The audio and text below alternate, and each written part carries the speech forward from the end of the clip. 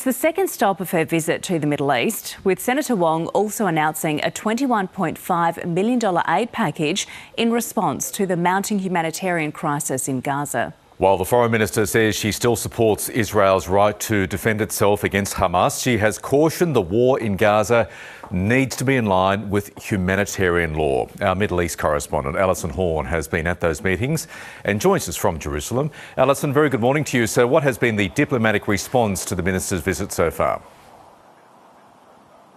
Yeah, good morning, Michael. Well, Australia has been called a close friend of Israel. Penny Wong has so far held meetings with Israel's foreign minister and Israel's president.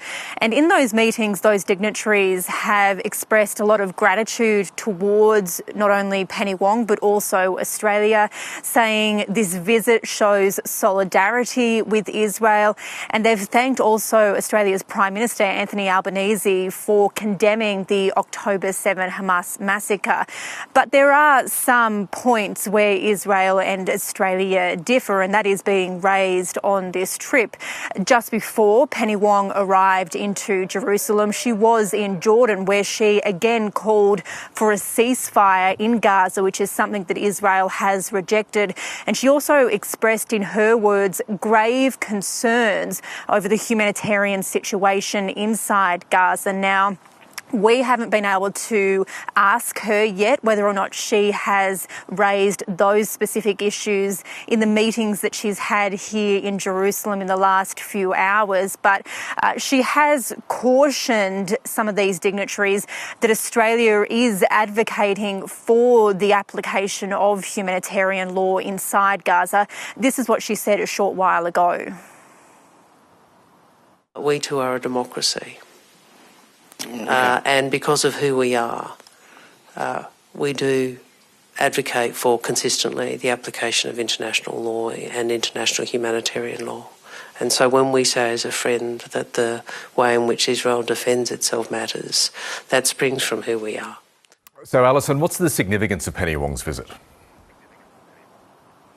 Well, it's significant because she is visiting this area in a time of heightened conflict. It is in the middle of a war, and it's the first time she's been here since she took up office.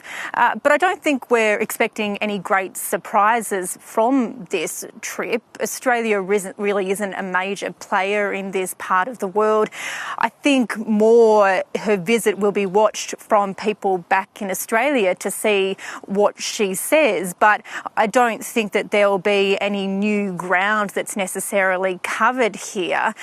She will not be meeting with Israel's Prime Minister, Benjamin Netanyahu, and we've heard already from Jews in Australia who are disappointed that she has called for a ceasefire, and people who are supporting Palestinians in Gaza say that Australia hasn't gone far enough in condemning Israel for the killing of civilians inside Gaza.